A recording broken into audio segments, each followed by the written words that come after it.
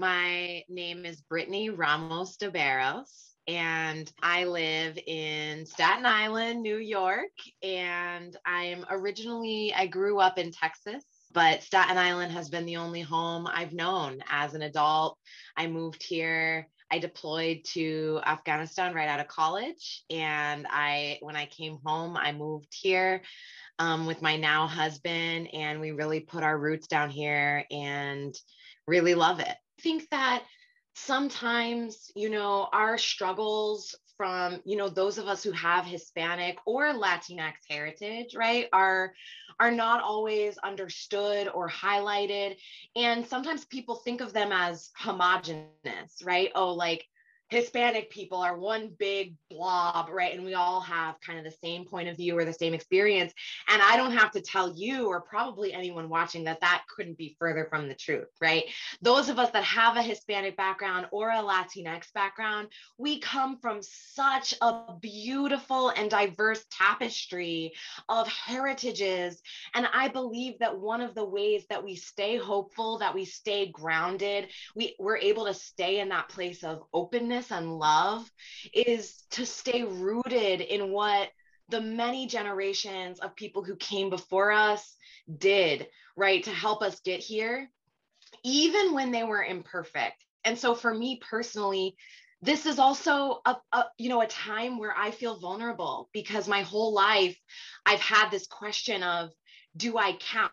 Do I belong? Because I was raised, my biological father is Afro-Puerto Rican. He's Black Puerto Rican, and he was raised with all of these complicated, biases against, about what it means to be Black and Puerto Rican, right? And kind of almost wanting to deny that African and Afro-Caribbean heritage. And yet that is such a beautiful component of what has, contributed to our culture, our art, our music, our vibes, and so I have always been a person who has wanted to honor that. And yet my dad was, he grew up in really traumatic, impoverished environment. He grew up in it. He was orphaned. He lived on the streets. He ran away from the orphanage and then lived on the streets from the time he was like 15, and got involved in all kinds of things that happen when you're a kid, right, who has no one. And we don't have a system that I think is as developed as it could be to support youth and young people who are in that position. And so often what happens, they end up in drugs, in gangs, in the prison system, in the military, right, in all of these places trying to find their way. And that was true for my biological dad, but I know that he loved me so deeply, and he wanted, his thing was always like, each generation, I want better for our family. And so his, thing was, you have to be proud about being a Puerto Rican woman, being a Puerto Rican girl, even when I was young and growing up with him.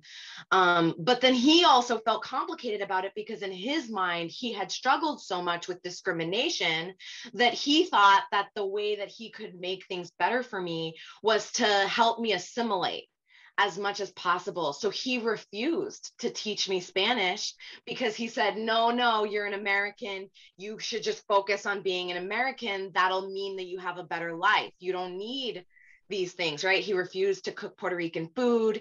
And so it was this complicated relationship with my own ancestry and my own heritage that I feel like, a lot of that is the result of the way that Puerto Rico has been treated as a colony, right? And so a lot of that has created these wounds and these breakages in how those of us who have grown up American, right, how we feel connected to those ancestries. And some folks have the privilege, right, of having been connected to that. And I didn't get that privilege.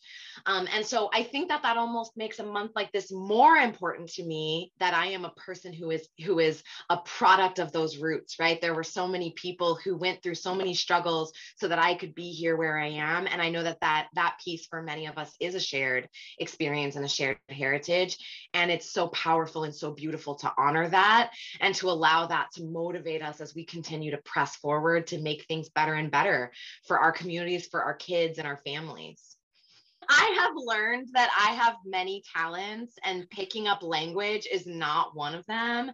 And it is like, I'm one of those people who certain subjects came so easy to me, and I always felt like, oh, I'm good at school, right? And I was blessed in that way, but picking up Spanish, I took 6 years of Spanish classes. And so I have decent vocabulary and I can understand decently. But in terms of speaking it fluently, I feel so embarrassed when I try to speak it still because I'm just like, oh God, I'm so bad at this. But my message to us is that we are enough, right? That the things that we've experienced in going through, in navigating systems and navigating the healthcare system, our workers, like what it's like to be a worker, right? A renter, all of these different things that's expertise. And so I think change means that we have to step into that and say, we are the leaders we've been waiting for, right? And I'm not going to let anyone make me feel like I'm less than, like I'm not enough. We are enough. We have each other, right? What I'm passionate about is I want everyday communities to thrive, right? When we not just be surviving and getting by. I think I grew up with, my parents are hardworking and so dedicated and, really instilled in me this love for the values that we say America's about, which is equality and justice and this sense of service to each other. And yet I also watched them work incredibly hard, work multiple jobs a lot of the times. And we were still struggling to keep our housing, struggling to keep groceries on the table. And I know so many families are in that boat, even when you're doing well. So many of us are one medical crisis away from bankruptcy, right?